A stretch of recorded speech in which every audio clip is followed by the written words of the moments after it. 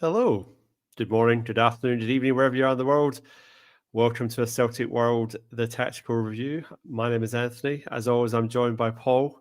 We're both in Perth, WA, and we're talking Celtic 0, Hibernian 0. A bit of a misfiring Celtic forward line, unfortunately, on the weekend, but a busy weekend sports-wise. If you're in Australia or you're at that part of the world, you may be aware that it was the AFL Grand Final on Saturday. That stupid game with the oval-shaped ball. And then it was the NRL Grand Final on Sunday. I don't know who won that. So that one passed me by. Celtic was on Saturday night. And then on top of all that, we had Ryder Cup, which I'll get into in a massive way. And I think I've spent close to 14 hours watching golf over the weekends. And then it was a long weekend in Perth this weekend as well. So I was lucky enough to have a day off, but I was had to trudge into work this morning. So it's been a very sports-filled weekend. Paul, what did you get up to on this? Actually, it was Saturday was nice, Sunday was terrible, today was nice. So it's 2 out of 3 decent weather days. But how was your weekend? Yeah, good. I did have the day off, so yeah, it was pleasant. I went to gig on Friday night, so went to see a band called Wonder Horse, who I think I've recommended on another version of this show last season. So that was great. First time they've been to Australia. So yeah, the gig was good. Quite a late one for me. Didn't come on stage till, well, scheduled to come on stage at 10 p.m. Thankfully came on stage at about 9:45. And so went till close to 11. A bit late for a man of my advancing years. So yeah, and it's in Fremantle, which is a good sort of 30-40 minutes away. So yeah, we jumped in an Uber as the last bars were being played and escaped back into Perth as quickly as possible to relieve the dog sitter. So we could have an actual decent length of night out. But yeah, that was good. That was a good gig. So it was a good start to the weekend. Probably drank a bit in the evening, but as me and my wife sometimes do when we come back from going out to watch music, we then stayed up listening to other music and exchanging recommendations and plays and all of that. So I can't really remember what time it was when we went to bed. It was a bit later than intended. So yeah, Saturday it was one of those days where when you've got an extra day's leave, you kind of go, well, we can have one that's a complete write-off. That's okay. So Saturday was a bit like that. Dragged ourselves out to walk the dogs in the morning, have a bit of brekkie, and then pretty lazy day. Watched the grand final, which was relatively tight until championship quarter, as they say. And yeah, then the Lions got it done for back-to-back. So good performance from them. And then obviously later on that evening, 10 p.m. local time, Celtic obviously on the telly. So a bit of a challenge to get to that point after a late night the night before. And luckily the game was quite exciting until it sort of got stressful. We'll get into that in a bit. Sunday caught up with a friend, a bit of lunch. Today has been another relatively lazy day. So yeah, pretty mixed bag of weekend in terms of busyness and relaxing. But yeah, nice to have the extra day and not to rub it in. It was well used. How did your walk go, Paul? Did you make it? Oh, of course I did. Well, I was doing a slightly shorter distance this year, so I knew I should be able to knock that out. Look, I might have been able to do the longer distance at a push, but I reckon I'd have been in pretty bad shape, which probably isn't the best plan with surgery looming on the knee. So yeah, no, it was okay. Hot day, 29 degrees in Perth last Wednesday, which is it's been pretty cool. And yeah, it jumped pretty significantly. It was nice though, mostly managed to keep the sunscreen topped up and the hat on. So yeah, managed to raise what I say we raised. I raised individually, I raised nearly $1,300. And the team, I think, overall raised about 3,100 and some change. So thank you for your donation. Thanks to anyone else who liked the posts or chipped in. There was a few little donations along the way which I couldn't account for. So if that was anyone that watches the show, thank you very much for your contribution. So yeah, cancer charities will be benefiting to the tune of about 200 grand from the Perth event. and a few million across the country.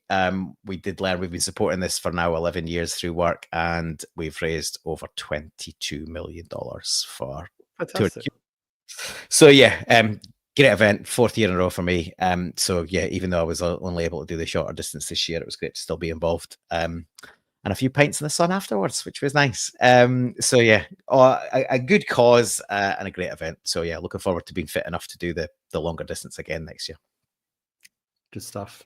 Yes, I watched grand final on Saturday, had a mate over and a few beers and some meatball subs. So that was good fun. Like I said, close game, managed to take a little bit of money off the bookies as well, which was nice. Paying $2.57 for Brisbane reigning premiers. I just thought I had to have a wee bit of that. Gamble responsibly. And then, yeah, it was the challenge was then staying awake for the Celtic game, but then the Ryder Cup had kicked in by then. So I sort of was watching, I was engrossed in that and then flicked over to watch Celtic and just keeping an eye on that at the same time. And then did the foursomes and then went to sleep and then got up and watched the 4 balls in the morning, not knowing how that went. So that was good. And then, yeah, I was basically waiting for the golf to happen again on Sunday night, and I didn't realize it wasn't on till like after midnight. And I was working today, so I was like, "That's not going to work." So I had to try and get some sleep. And then I said, "When I wake up, I wake up." So I woke up about 4 a.m. this morning and managed to. Basically, it was just getting very squeaky bum time just as I woke up because the board was just getting redder and redder and redder, and I'm looking to go where are these two or 3 points coming from to seal it. But thankfully. Oberg, he got a full point. He was the one to win his match on the Sunday, and then Lowry and a few others got half points and got it over the line. So it was a bit of relief, but at the end of the day, a win is a win, and winning away in a Ryder Cup is a very, very big achievement. And given how hostile and how toxic the crowd was, with the greatest respects to our North American listeners and contributors to a Celtic World, it was terrible. It was like some of the stuff, the Lowry McIlroy match on the Saturday, that was absolutely appalling. It was some of the worst behavior I've seen in any sport crowd, not just golf, but like football, anything. There, I digress. But Europe champions again, back to back, fantastic, and yeah, really sort of rubbing the noses in the Americans and thoroughly deserved. I'm remembering some of the comments. Then we're going to actually start talking about Celtic. Just keep your powders dry, lads. We're getting there. David Clarkson, hail, lads. Hail to you. Hail, William O'Toole. Good afternoon to you. Strange Love the Doctor. William O'Toole saying here that golf isn't a real sport. A smiley face. I'm sure he's just having a wee laugh. And then golf is a waste of a walk. I mean, I don't play. I just watch. And then Dr. Strangelove's actually trying to get the football chat to again, so we'll come back to that in a second. Jake Reman, hail, guys. Hail to you, sir. Golf is for snobs. Yeah, okay. Afternoon, folks, here from Glasgow Celtic. Good to see a few different names in the chat, so get amongst it, lads. I'll pull up the chat as we go along. Paul, quite a few changes from the midweek game where we drew 1 each against Red Star Belgrade, or however they're unpronounceably called now. Don't really want to get into that game. If you want to touch on it as we go through, feel free, but that was covered on the Thursday show last week. But team sheet was up here. Schmeichel in goals, Ralston at right back, so he came back in at the place of Colby Donovan. Carter Vickers and Scales remaining centre-half pairing. Srirachi coming in for Tierney on the left. McGregor, McCowan and Engels, so 2 changes in the midfield. And then a front 3 of Maeda, Tunecki and Iheanacho, which you'd arguably say at the moment is probably our strongest front 3, Paul. Obviously, Maeda playing slightly out of position on the right-hand side, but it didn't seem to bother him too much because he made a couple of really good driving runs in the first half. Probably my only thing was like, why not Bernardo? I keep going, where is Bernardo? It's like, where's Wally? Where's Bernardo? But bench of Sinisala, Negrin, Balakwisha, Kenny, Bernardo, Murray, Forrest, Donovan, Tierney. So no Hatate. Not sure if Paul, if you'd heard if there was he's carrying a knock or whether he was just to be completely rested and not involved. And then the other one not there is obviously wee guy on the right, It just Yang. escapes me all of a sudden. Yang, yes, sorry, Yang. The other one missing from the squad. So, Paul, what are you thinking at this point? Because obviously we're trying to, 10 o'clock on a Saturday. It's unusual. Usually it's a Sunday, and the dread is kicked in about work on a Monday morning. But we had an extra. Well, you had 2 days out with your cuff. I had an extra day. So how are you feeling getting into this one? Yeah, apart from the kind of impending tiredness from the late night the night before, I was pretty confident we'd see some changes. Although let's say I was hopeful we'd see some changes. Maybe I wasn't confident we'd see some changes, particularly in the midfield area. But no, 5 changes from the European match. I guess with one eye on Braga this week makes sense, and to give some players some game time. Reasonably happy with the team. I, like you, would have liked to see Bernardo as well, and obviously he had a brief cameo off the bench, and I thought he's pretty good from that time. He's probably really maybe the only sub to shine, to be honest. And we can get into that obviously as we work through the game chronologically. But I agree with you. I think touching on Hatate, Yang was just rested from the squad entirely. But Hatate's got a hamstring injury, which I hadn't heard until afterwards. I think Rodgers addressed it in his either pre or post match. I missed both of those news given the time of day, but I picked up on it in some of the stuff I was watching either this morning or yesterday in the post match. So Hatate's got a hamstring pull. I would imagine if that was serious enough for him to be out of the squad entirely, it'd be a surprise if he's in the squad midweek. So don't know quite how long that could be. So it might mean we've got that midfield a little bit freshened up, but by accident again, a bit like some of the other changes to the team and squad over the last few weeks or the first few weeks of the season. So that's what happened there. I agree with you. I think given our problems on the right hand side, that is the strongest front three at the moment. A lot of people push, being quite negative about playing Maeda out of position, but he played there under Ange for a bit. He's naturally right-footed, so he can absolutely play there. I agree. He was pretty lively, particularly first half. And on another day, would have probably helped himself to at least a goal and assist, if not more. So I think like anything, between, and I guess would be our current theme, but between players arriving late in the window, which we know all about and has been a regular gripe, and in Maeda's case, players being asked to play out of position, there's some getting used to things, right? That's another combination on the right to work together. We've had Donovan and Yang and Donovan and Forrest, and these guys have got to try and work together. Now we've got Ralston and Maeda, and if hopefully I'm hoping Colby Donovan comes back for Braga, because he seems to have done enough to retain his place, and hopefully he was just rested for that game in mind. Then there's a good chance it'll be Donovan and Maeda, so it'll be another new pairing to get used to. Obviously, Tenekti and Iheanacho were very late signings, so they're still getting up to speed. So I think the word for me in this game is frustrating. Like I've said it in the group chat off air, we created enough chances to win 3, even 4 games. We're not necessarily ones that really dig into XG in this show, but I saw some XG stats this morning. 3 goals for us on XG and 0.8 for Hibs, presumably just that major chance they missed right before half time. But 3 of XG when you've scored none is a pretty big anomaly. And really, on another day, we could have scored 4 or 5. I predicted a 2-3-0 win on Thursday's show, and I don't think that would have flattered us on the day. So frustration and frustrating was my theme of the match. Certainly, by the time we got to half time, I thought it was just a matter of time before we scored. We did everything but it sort of petered out, and just really quite disappointing by the end. And we'll get into second half and substitutions and managerial decisions, but I do think whilst the overarching issue is the recruitment, both the lack of depth recruited and the lateness in the window of recruitment, that's the overarching issue for some of the issues we've got at the moment. But even accounting for that, the team that we had in the squad available to Rodgers should have got this done.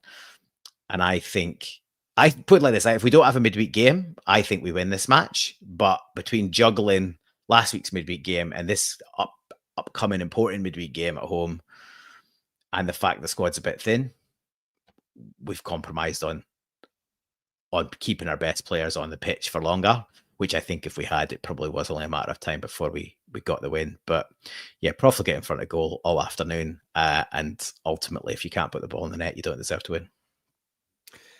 Yeah, I mean, I'd echo your comments, Paul. That's a lot of these sorts of performances, and there's been a lot made about our lack of goals tally. So there's a table I was trying to put up, but it's not really visually great. It's hard to read, but essentially, since the turn of the century, this is our second lowest goal tally at this point in the season. And the only one that was lower was the season after Dembele left. So effectively, we lost Kyogo obviously halfway through last season, but then you'd argue he's not been properly replaced. And obviously, we've lost the German winger Kuhn, and he wasn't replaced. And Jota, our other real talismanic wingers, injured. So it's not really that great a surprise that we're struggling for goals when you're taking 30, 40 goals plus another 20 or 30 assists out the team. And even though Iheanacho's replaced Adamida scored 22 goals or something last season. So for all his, the woes around him, and a lot of fans were quite happy for him to move on. I think we've lost something like 60, 70 goals across those 3 or 4 players, plus the additional assists. So I think it's actually a total of over 100 of goal contributions with so the point I'm getting to is that doesn't just magically get replaced overnight. It takes time, and because Celtic's recruitment is diabolical as it nearly always is, and again was in this window, you've got players that aren't up to speed. You've got players who are coming, like they're just trying to get fit, let alone play a system, let alone get settled. You've changed the wing combination. I think we've had the same wingers in the last 6 or 7 games. It's been a different combination pretty much every week, if not a different wing combination with a different centre forwards. The fullbacks keep changing. And a lot of our offensive thrust comes from our fullbacks. And that's not to say that I thought Strachey had a really good game on the weekend. I thought he played really well. And I thought him and Tanecki, as the game were going on, were getting, the understanding was getting better and better. But the trade-off of having Kieran Tierney is that he can't play 2 games a week.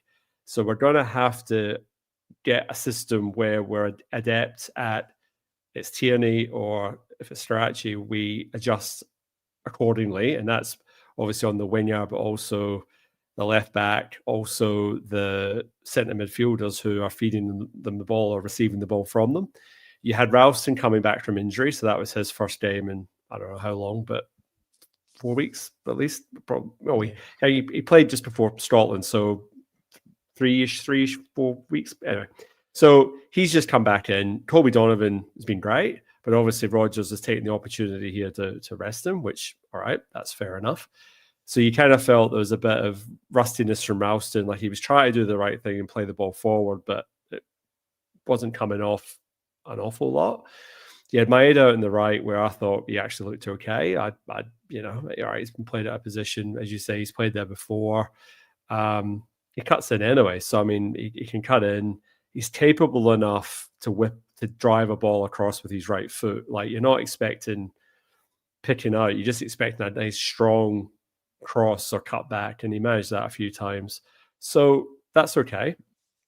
But then it's just, ultimately, you can set a team up as much as you want, and everyone can play intricate passes and get into the final position of scoring a goal, but you still have to score the goal. And just unfortunately, we just didn't take our chances. And I mean, I can almost say we're at the podcast, I'm going to say we just didn't take our chances. Oh, well, there's always like next week. But, ultimately, everything up to that point was actually pretty good. Like, we moved the ball a lot faster, and I think part of that was, and I'm not hanging Hatate out here, but he's been one of the biggest culprits for not really playing that pass quick enough, or taking the gamble and playing that forward pass. So I do really feel that Rodgers had sort of said to the team, we really need to be a bit more aggressive. And I think we definitely did that, and we got in some good positions, but unfortunately we just didn't take our chances. And we'll get into some of these chances now, because obviously we're talking in generic terms here. But first one was in 4th minute. So the ball was worked out from the left to the right.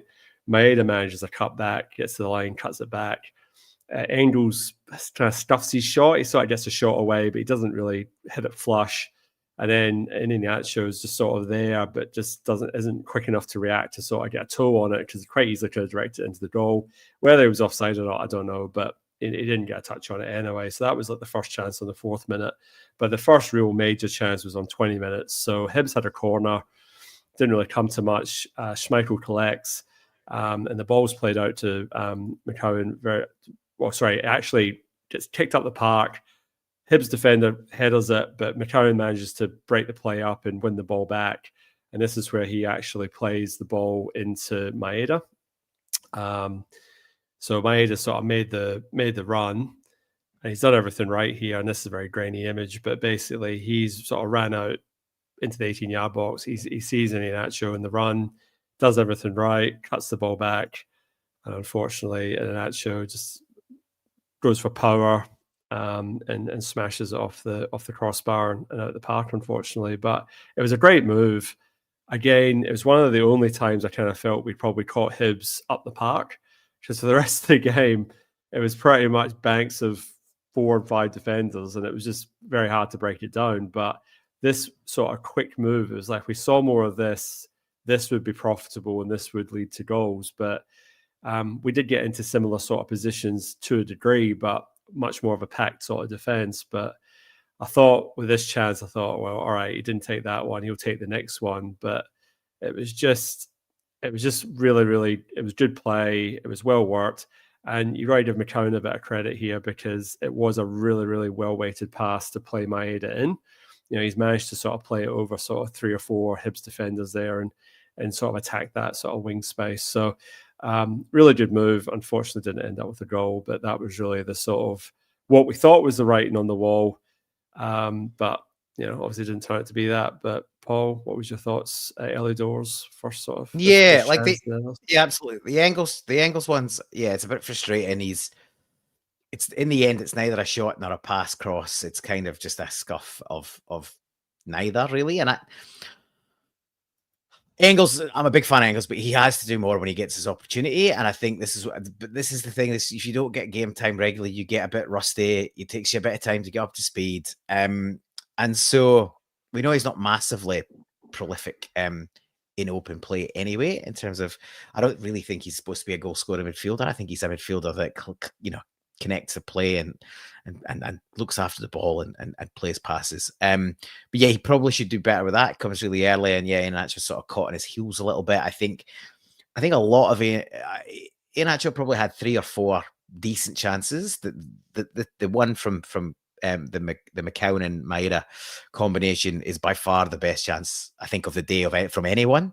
And you really, like, I know he's a bit rusty and he's still getting up to speed. He should score that all day long. It's fired in, and it just kind of comes up on the rise. So it is on the rise when it gets to him. But he's an experienced striker. He's an international striker. He's won competitions. He's played in Premier League, won the FA Cup. He's been in City for years, playing in Europe. He's got to just get his foot over that and keep that below the bar. Some of his other chances, not so critical of him missing, but I honestly think this one and even 1 or 2 others, including maybe that one that slid past him really early from Engels, I think another 2 or 3, 4 weeks down the track, they're all going in. Like, I just think he's going to be that little bit much sharper, a little bit more aware of his teammates and where he needs to be, and probably just up to speed. So again, I hate to bang on the point, but I'm gonna, like, if he's in 4 weeks earlier, he's probably scores 2 or 3 goals today, Saturday, and we're not sitting here kind of kicking our heels and a bit frustrated. But yeah, I thought we were a threat early. I thought you're right. We moved the ball quickly. Nobody really, and this is what you're kind of looking for from somebody like Engels, is just like kind of take the game by the scruff of the neck and demand the ball and sort of really dictate play. And nobody was doing that. Cal McGregor didn't really do it. And McCowan was flitting in and out. But I was generally happy with our play. Hibs came to spoil and it worked. So, I'm not going to give them too much credit for that because it's pretty, the tactics employed were pretty terrible all day, really. It was disgusting to watch in terms of, it was just awful football wise. The time wasting was ridiculous. There's no way on the strength of the amount of times they went down for head knocks, the amount of times the keeper and the defenders took their time around set pieces, and the fact that both benches were emptied. The fact it was only 4 minutes of added on time is just a joke. It's an absolute joke. And yeah, so somebody else mentioned earlier. I don't understand why the referee just doesn't book somebody like for time wasting. Because once you book one, it stops. I can't do it anymore. Yeah, but at the very least, you're going to think twice before you start wasting time. So you book the keeper or you book one of the fullbacks for pissing around, taking a goal kick or throwing or whatever. You do it once, and it stops. But this having a chat and then running up to Martin Boyle and having a chat to him and saying, "Oh, I've stopped the watch." It's like you don't even control the time because it's some guy on the side of the line or whatever that decides how much like injury time's added on anyway. So it's a total furphy. It's just rubbish. It's like, make it stop. It's crap to watch. Like, book someone and it will stop. And it's like, it's such an easy solution. And I'm not making excuses for Celtic not winning the game. I mean, we didn't take our chances. But just from a spectator point of view, just the enjoyment of football, just actually wanting to sit through and watch 90 minutes of football, like a good 10 minutes was wasted with people on the ground, people like moving the goal kick from one side to the other, and every ball's being kicked on and off, and 2 balls on the pitch, no balls on the pitch, just every last like. And this was happening first half, definitely, but basically as soon as the second half started, it was just constant. So the fact we only get 4, like, yeah, I agree with you. We can't, like, we've got to make our own, we've got to take our chances, and then it doesn't really matter. But it's a frustrating watch. And the other stat I think one of the guys mentioned earlier that is, it's barely comprehensible, is for a team that has 77% of the ball and all the I guess pitch pressure, 16 fouls committed by Celtic, one foul committed by Hibs. Really? And 2 yellow cards. Are we expected to believe there was only one foul by a Hibs? So we were so good with all of that possession that you couldn't lay a hand on us all day. They didn't foul us. It's just an absolute farce. Exactly. Like, I absolutely don't. To be fair, and we'll get to this later, I think there's a definite penalty in there amongst all of that. But once again, we'll be talking about the handball rule, and somebody will tell me that this week's a version of a handball was not a handball, and it will be a handball next week. So we'll get to that in a bit, I'm sure. But yeah, just a frustrating mess to play against, to be honest. But if we take that chance, that ANH chance early on, we take that, we probably go in and win the game 3 or 4. It's a totally different game because Hibs haven't won 1 in 9. Like, they're not dropping points, and somehow they're 4th in the league, but they're not winning games. They're just grinding out like draws. Basically, they coughed up a 2-goal lead against Falkirk in the week. To be fair, I don't think we're not winning games either. I think that's our 5th draw in 8. Yeah. So, and 4 of them have been 0-0. Like, it's pretty terrible at the moment. Like, we really need to find a way to go. And look, I do think, as much as this sounds a bit doom and gloom, I do think we're just a few weeks away from hopefully sooner than that. But like, this team's starting to click.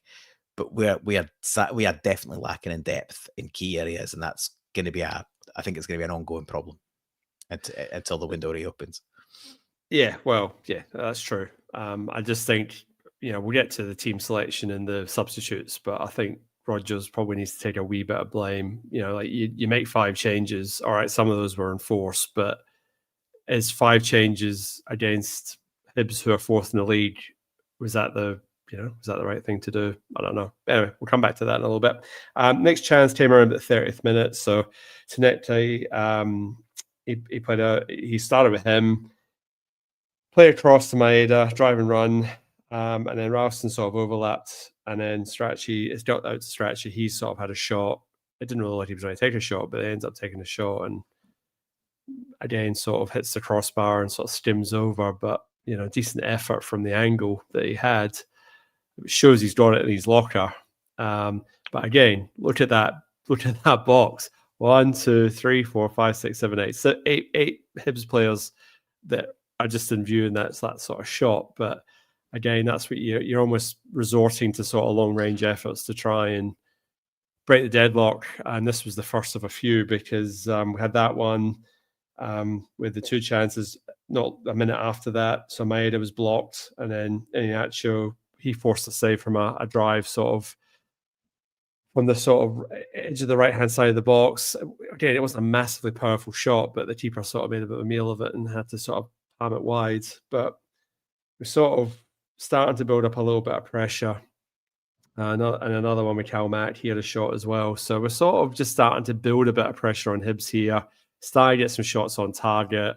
Again, you're sort of going, it's coming, but, Hibs sort of stood strong. I mean, you got to give them, I suppose, a bit of credit in terms of how they defended. Whether you like to see it or not, they stuck to their guns, and it nearly paid off for them, Paul, which is right on the stroke of half time.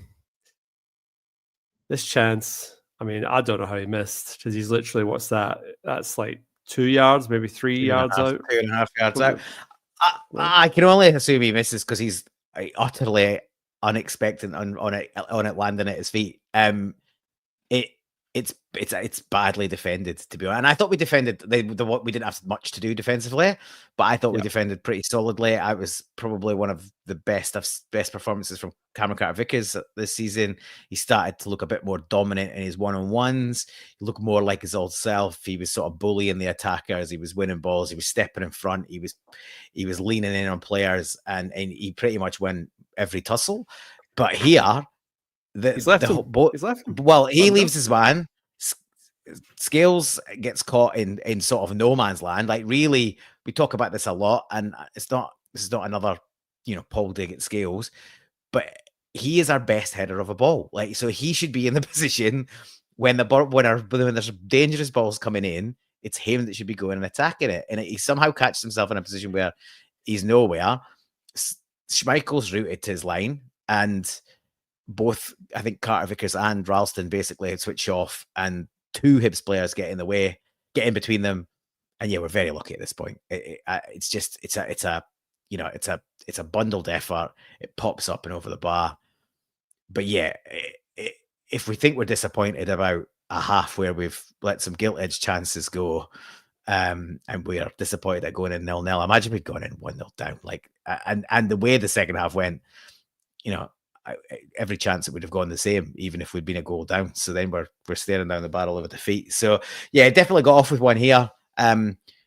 If there's an upside to 4 0-0 draws over the last few games, it's that we're keeping clean sheets, but we rode our luck on a couple of those occasions, and I feel like we rode our luck at this point. But really, that was their only chance all day long.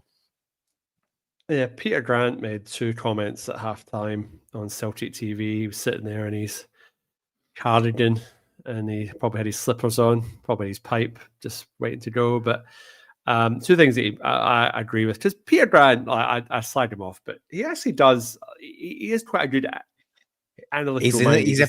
I think he's quite insightful comments from an analyst point of view. He just talks too much in commentary, so he's better at the halftime stuff. So the 2 things that he said is, one, he gets the fear when Stales doesn't get a head on it, because if Stales doesn't get a good header on it, we're in trouble. No one does, and no one does, and that is a valid point at the moment. Like, if he gets a good header on it, we're clear of the danger. But this one in particular, like you say, he was caught napping, and I don't know what Rodgers was doing with your man sort of getting away from him. It was O'Hara. But there was that, and then the other thing he said was that Tanecki probably could do better to try and stay wider. So he felt that he was drifting a little bit too much and taking some of that with the way. And that was probably a fair comment as well in the first half. I think Tanecki, it's about him wanting to be involved and wanting to get on the ball, and that's great. But I think he probably takes some of his space away, where he's probably more effective in those isolated one-on-ones when he is right on the touchline, and he's sort of, He didn't do it every time, but like there were times where he was probably coming a little bit too much. I don't disagree with you, but I think this is another example of the chopping and changing in behind him, right? So if Kieran Tierney plays, he probably wants Tinecti to come inside because he's going to. Oh, shit. Sorry, Paul. I just kicked you out. Kick me out. Thanks. Yes, no, I was going to say if KT plays, Tinecti probably wants Tinecti out of his way so he can kind of overlap and bomb on. Tinecti is there to interact with. But with Srirachi playing, he's much more keen to come inside and play a bit more like Greg Taylor would have done typically. He'll cross from deep. He'll link the play in midfield. So on that basis, you know, if Tinecti's inside, then he's causing Srirachi a problem. They're gonna find themselves in the same parts of the pitch. So again, this is another example of, you know, players not being in for long enough. Both those players late signings, and yeah, we still sort of getting these guys up to speed in terms of where they need to be and how they're going to interact with each other on the pitch. So it's a valid point, but I think it's yet another sort of symptomatic of the problems we've got with the players a lot of the players and combinations not really been set yet. Sorry, Paul. I'm just quickly trying to upload a few images here just for later on. I've knocked you out again. Sorry, mate. I'm having a bit of a mare here. Had a couple of beers before I came on air. I probably should have done that. Anyway, it's just making this show a bit more of a visual presentation for those that watch on YouTube. I'm trying, but it only lets you upload 10 images at a time, so I'm trying to like add them back in. But anyway, well, I might leave it there because otherwise I might end up kicking you out for good, and then I'm in real trouble. So second half, we'll probably do less images and more just chat. But 15th minute was the next first real chance of the second half that I've got down here. It was a nice build-up play from Srirachi and Tinecti. And this gets the ball inside to Engels, who tries to place it. And again, this is another one of these instances you were talking about in the first half, Paul, with him not really taking these chances. Because, yeah, all right, he's trying to place it, but this is probably one of these instances where it needed a bit of power, like a top corner type effort, because it just the keeper manages a save. And yes, it forces a save. Yes, it's a shot on target. But the reality is, and it's probably, and not just him, I mean, Cal Mack's shots on target, they're all straight at the keeper or straight into the defender. defender. All pretty straight at the keeper. They are like, I mean, the keeper was like diving around, making it look probably harder than it was, but they were all within arm's reach of the keeper either side of him. I mean, nothing was bottom corner with any sort of venom where you sort of say, "Oh, that was a fantastic save." I mean, they're all saves you'd probably expect a keeper to make. Which comes back to the finishing. You can't legislate for that, but it's unfortunately we just were a bit. You've used the word profligate several times, and it's true. Like we just didn't take our chances. But that was another one I felt, he's in the right position. The build-up play was good. The understanding between the left winger and the left back, good. Final ball, final. The only thing in his defense is the box is absolutely loaded at that point. I think there's like 3 or 4 defenders, kind of as well as the keeper in the 6-yard box. So yeah, it would have taken something special for it to go in. But I agree, he probably went to the tight side, and again, just because he's kind of running onto at the front post. So he probably, to have any chance, he really needs to open up his body and try and go across the keeper, which is obviously harder when you're running at pace. What it did do was give us a corner, which another chance was created from that, and I think Iheanacho would be a little bit disappointed. I think the immediate corner after it was the one that Carmen Carter flicked on, and sorry, this is the Engels chance. And then so see, like there's three guys around the box, and so Carter Vickers flicks it on in the middle, and Iheanacho arrives sort of. I think this is the one. I don't know. Is this the one where he's trying to hit it in with his feet? The Iheanacho chance from the Cameron Carter Vickers header is a header as well, and he's just kind of caught at the back post. This is maybe he's already headed it and it's sort of on its way down. But yeah, he's quite far beyond the back post there, so it's one of those. CCV's flick gets it to him, but that also probably puts him under pressure because it kind of comes at pace, and he's not really able to redirect it. And I'm not too aggrieved or disappointed or upset with him that he didn't tuck that one away. I think that was quite a tough chance in terms of how it sort of flew towards him. I think this was the other image, Paul. Here, I'm just bringing it up now, but this is the header here, I think. Yeah, there you go. Yeah. So yeah, he's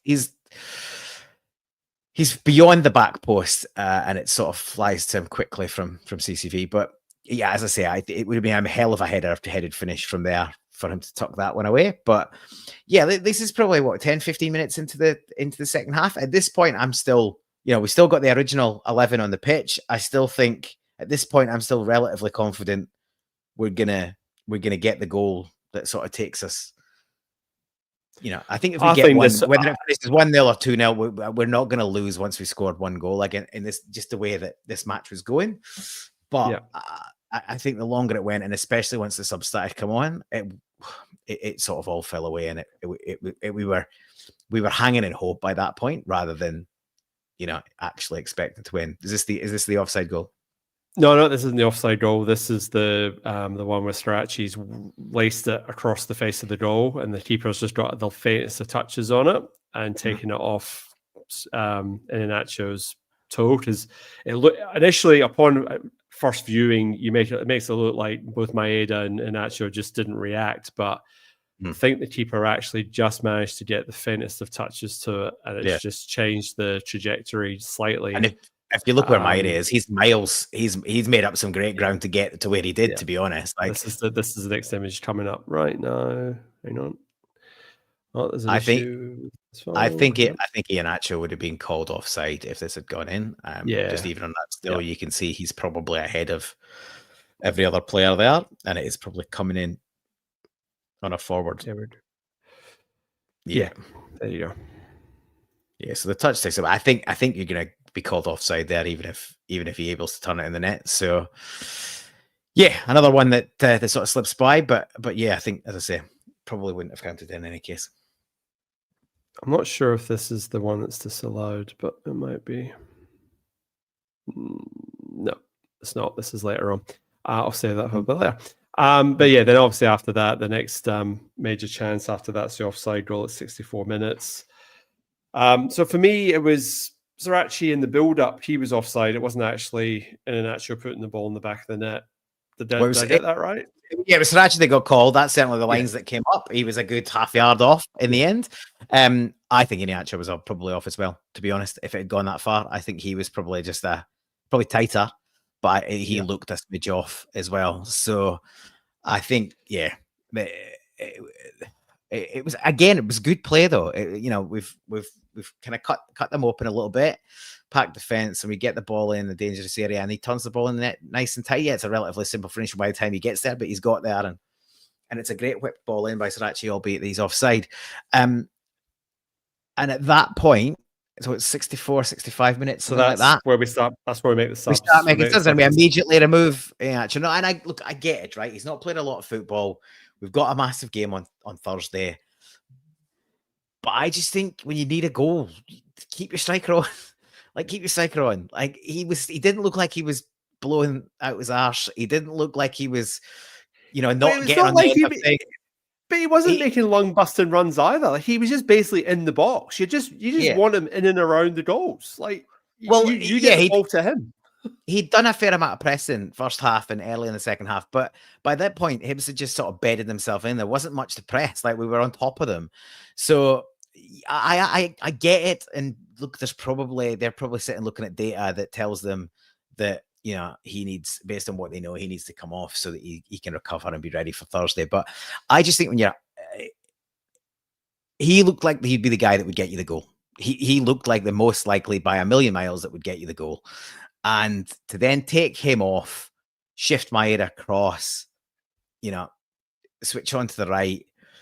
I just thought, you've messed up. You've now moved 2 or 3 positions to make one move, and we're already disjointed. We're disjointed for all the reasons we've talked about, and we speak about this because of the level of depth we go into in this show week after week. We talk about this quite a lot. In the immediate aftermath of subs coming on, the performance nearly always dips. It nearly always dips. Now, that doesn't really matter so much. If it's 2-3-0 up, who cares, right? If it's 1-0, you can potentially put yourself in a precarious position and maybe give the opposition opening. But when it's 0-0, you're really looking for the impetus to be ramped up a notch when you bring the subs on. And in way more times than it doesn't. Way more times than not, it doesn't happen like that. It's a momentum shift, and it's not positive. There you go. Your dad's on it as usual. So for me, I'd have just kept him on. I'd kept him on 5-10 minutes and just seen if we could get the breakthrough. But we didn't. And for that period in the immediate aftermath of those subs, so that was Forrest going to the right, Nygren coming on, Iheanacho going off, and Engels coming off. And we just, for all that Engels didn't stamp his authority on the game, we didn't lose a lot of ball in midfield. And I think the one thing he's very good at is retaining possession, keeping the ball moving, making himself available for passes and then recycling the ball. Now, we do need more from him. But again, I thought Nygren was really disappointing when he came on. He didn't really make much happen. I didn't really get any shots away. Nothing particularly dangerous from an assist point of view. And again, if you think about the midfield, Cal McGregor asked to play 90 minutes again, and he'll be asked to play 90 minutes again on Thursday. Like, I just don't get it. Like Engels needs game time. He was having an okay game. Leave him on. Take the skipper off. Put Bernardo on. Like, he's more than capable of playing in that position. Get him into the game earlier. He needs minutes. I don't know what Bernardo's done. Like, this is a guy who used to be trusted in derbies and Champions League matches under the last manager. He was the go-to midfielder for key games like that, where you needed somebody with discipline and, ability to look after the ball and all of that. And then since Rodgers came in, I think he must have, I don't know, he's shot his shoe or something. He must have ran over Rodgers' dog or something like that. I don't know, but yeah.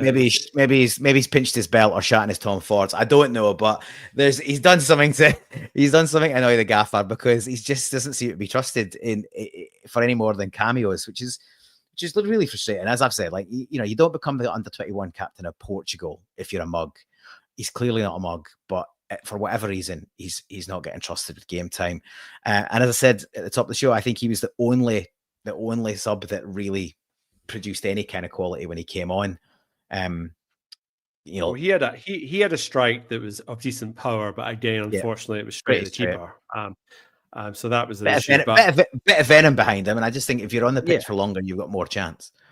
But for me, if you're taking Iheanacho off, you've got to bring Johnny Kenny on. So if you've got to bring Kenny on 10 minutes later or less than 10 minutes later, just bring him on. It's a striker for a striker. Then you're only making one change. And then if you want to bring James Forrest on, then you take Maeda off. Like, it's as simple as that. It's a right winger for a right winger. It's a centre forward for centre forward. Because you made 2 changes, but in fact, you made 3 changes because you had to shift players across. And then less than 10 minutes later, you then make 3 more changes. So that's 74 minutes. So say it takes 5 to 6 minutes for the team to start gelling again after you make 3 subs. That takes you to the 80th minute. And then you've only got 10, 14 minutes to try and win the game. He left his subs later, and I think he was just hoping and searching for that goal, which I understand. And for me, like, I'd have been hesitant to make too many changes. I don't have a problem bringing Kenny on, because if you think Iheanacho's done, he's done. Fair enough. Forrest usually is a good sub, but he had a stinker. He was passing the ball straight to Hibs players. He was very ineffectual. He just didn't have he didn't have a good game. He had a stinker.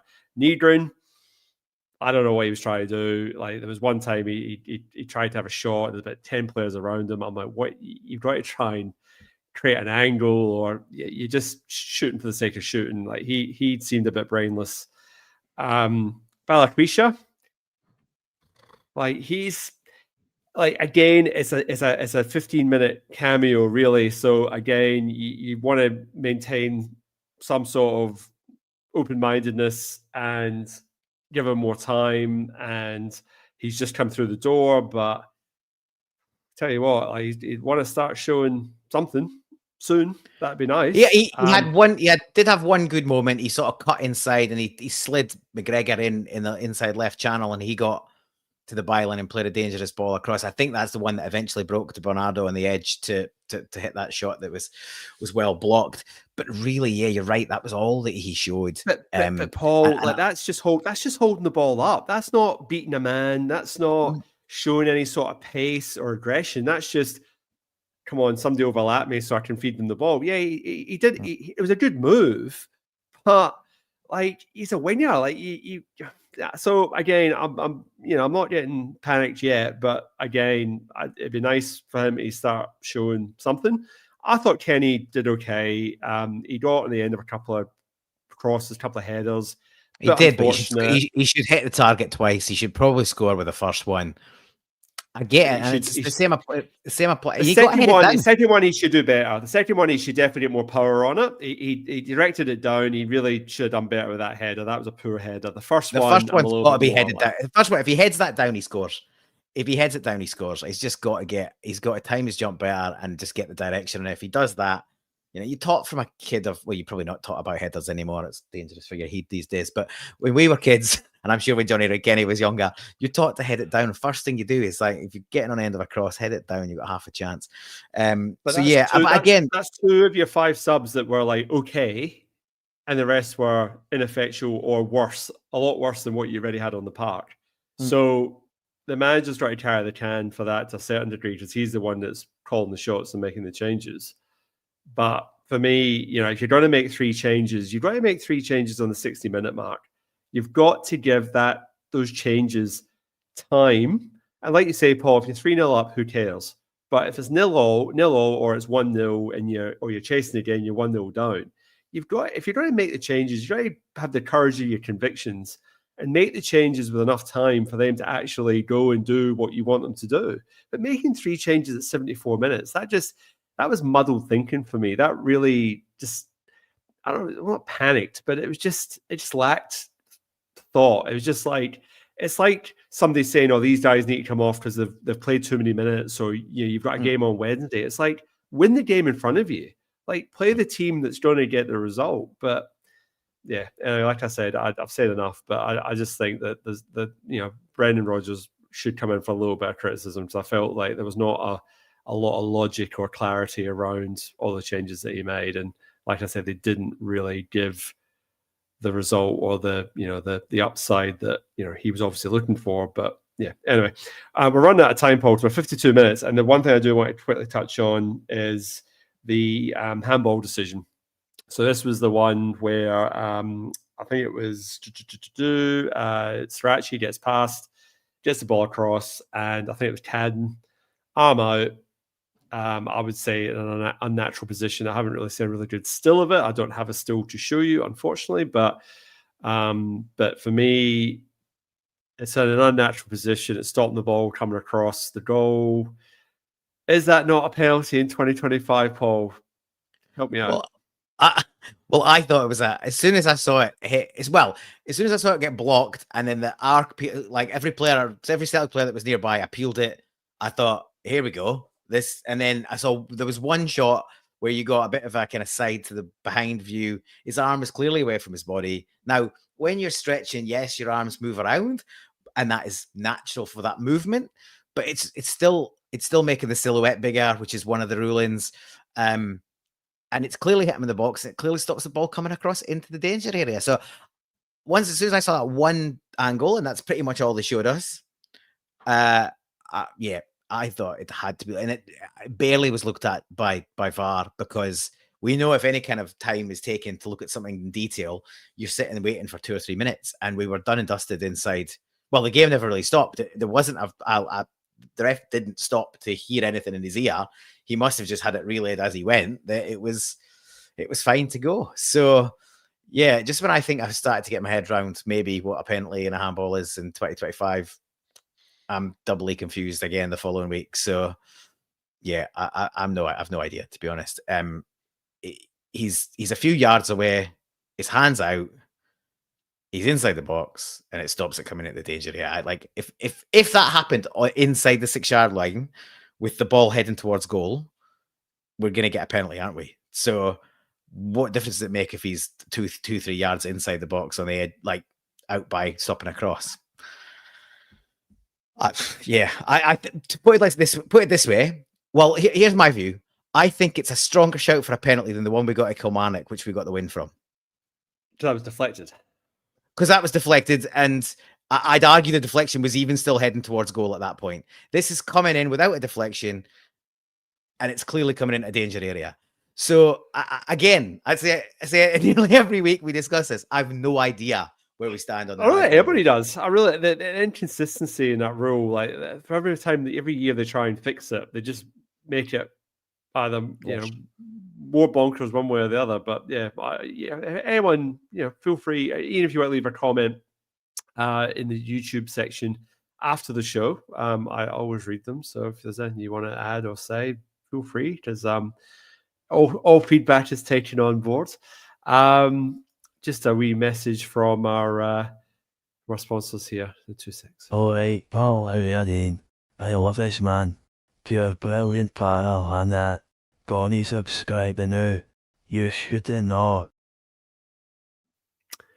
So yes, so please like and subscribe the episode. It helps other like-minded Celts find us in the algorithm that is YouTube and social media. Paul, I think I've spoken enough about this game because I feel like we've done pretty well to get to 55 minutes on a long.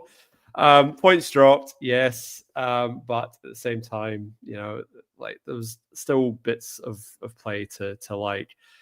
I've just thought of my man in the match.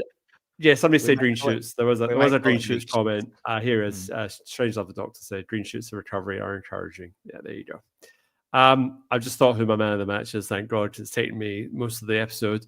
I'm going to say I'm going to go with Strachey. I thought he had a pretty solid game at left back, shaping up to be a very able, I wouldn't say deputy to Kieran Tierney, but an alternate to Kieran Tierney. Not quite the same player, obviously, but has a lot of attributes to like.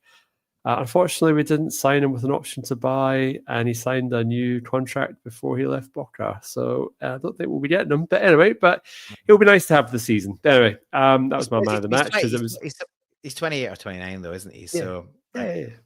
So he's maybe fine for a season. We should hopefully get our shit together and get some other left back in. Hopefully a younger deputy to Katie that can ultimately probably replace him over time. I'm going to agree with you. I thought he was probably head and shoulders our best player on a pretty frustrating afternoon. As I said, I think if Iheanacho turns one of those chances in, he probably gets it just for being a match winner. But as it stands, I think Sriracha's probably going to rip the net off with a goal from distance at some point over the next few weeks, because it's a cracking strike. Just unfortunately couldn't quite keep it down. But yeah, his deliveries have been good. He looks a decent addition. As I say, only grumble is a couple of grumbles, no option, and too late. We're far too late to get bedded in. That we would have liked to see him sooner. But I agree with you. He's a pretty clear man of the match for me. And yeah, I think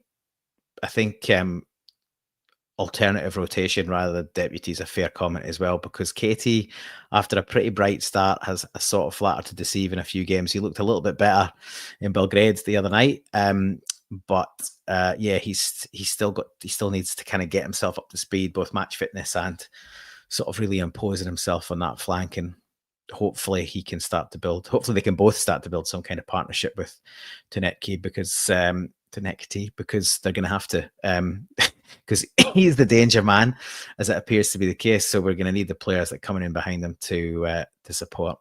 But yeah, hopefully we can start converting some chances on Thursday night, and we get a bit better result. You need to tell Don Robertson a penalty is a handball is a penalty, because he clearly doesn't agree with you.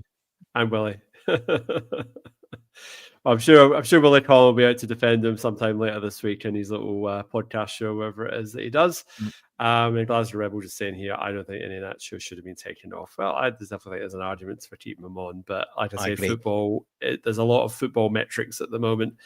And there was a pretty appalling thing at the AFL on the weekend where a guy had broken his arm and they sent him back out onto the field. I'm really, really disgusted by that. I'm thinking, where's the duty of care of your doctors there? But was that a break in the end?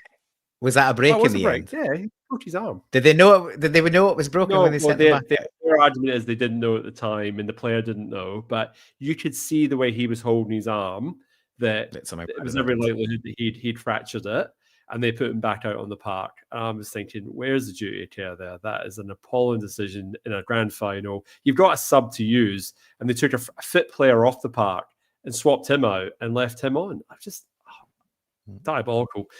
Just when we're talking about like players playing too many minutes and being rested and all this sort of stuff, and in the AFL they shove people back on the bar with a broken arm. I mean, I'm sure I get it, but I'm guessing in a game of that magnitude, the player probably underplayed how the injury was. You just had to watch the footage. I mean, it's clear as day. I'm sitting there going, he's broke his arm. Like he was pale to begin with, but yeah. Anyway, I digress. I didn't really sort of watch any TV over the weekend because I was kind of invested in sport. I'm looking forward to watching Generation V Season 2. So that's the spin-off of The Boys, which is a lead up to the final season of The Boys on Amazon Prime. So I'll hopefully get to start that sometime this week if my work ever lets up, because I'm absolutely flat tack at the moment. Paul, what have you got for us in the recommendation? Got a couple for you this week. I've been watching tons of TV, but I've only got one telly for you. I'll do that in a second. Music-wise, still haven't got a chance to listen to this album in its entirety, but I managed to listen to a bit of it over the last few days. I feel like we are in the midst of a sort of British music revival from 30 years ago. So obviously we all know about Oasis back at Wembley again this weekend for the last batch of UK shows. They're heading our way shortly, which we're both lucky enough to be going to. But I'm sure it wasn't necessarily planned around Oasis' announcement, but I think a lot of these bands are starting to get themselves back together. So this week's recommendation is the new album from Suede, probably the first big guitar band out of the traps on what eventually got called Britpop on the back of Oasis and Blur and all the rest of it. I don't really put Suede fully in that category. They had a bit more going on than just just another guitar band. But yeah, their new album came out beginning of the month, and it's called Antidepressants. So if you were into Suede back in the day, this is a new album from him. It certainly looks like a return to form. So yeah, check that out. And there are quite a few other bands from that era that are either have already released new music or are releasing new music over the next few months. So no doubt I will be revisiting my bands from the 90s and rolling the years back, or some might say not moving on. But yeah, that's my music recommendation of the week. Antidepressants from Suede, out on all streaming now. And the TV recommendation is on Apple TV. I'm usually giving you sort of dramas and thrillers and crime related stuff, but it's the doco. It's called The Wild Ones. It is basically a kind of conservationist documentary. So team of 3 guys going to far-flung parts of the world looking to try and find endangered animals that are really hard to film. And they're using cutting-edge technology, drones, hidden cameras, to get into these remote places to get footage, which they're then effectively using with local communities and governments to try and persuade them that these areas and animals are worth saving. And sometimes the only way to prove that they're there and that it's worth saving is to show them and live pictures. So really good from that point of view. It's the 3 guys are interesting guys. There's a cameraman who basically is one of the best wildlife cameramen on the planet. There's a guy who's like a specialist on hiding cameras. That's his thing. So he's putting them in weird places and climbing and all sorts. And then there's an ex-SAS dude who is the basically expedition commander who, he's a tracker and basically trained in dangerous environs. So yeah, there's 6 episodes. First season, I'm hopeful they'll do another one.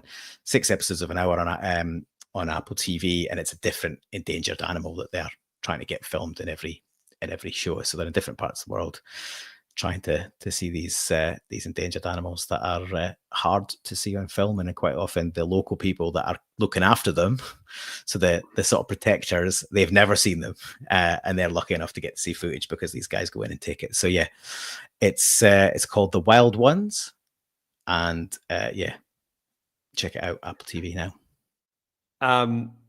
Thank you, Paul. Apple TV's got a lot of good shows, but the advertising's terrible. Like you just you literally, unless you're trying to sift through the app to find something, you see something else. Like, they really don't do a very good job of actually promoting the material, which is a bit sad because they've actually got a lot of good stuff on it. Alien Earth, I recommend that one last week. It is a good one. Shawnee Boy Latham's was a good call, Paul. So if you must recommend that a week or two ago. Dr. Strangelove can't stand any shittish pop music, and he's recommended Zulu's debut record, which is hardcore punk. Check that one out. 420 saying Paul, the music man. Yes, he is. Thank goodness. Keeping me, in the know, basically. Paul, it's been great chatting to you. I must admit, the long weekend and everything else, I feel a bit tired, but I'm actually glad to discuss that game with you because, as much as it was frustrating, that was the overarching word.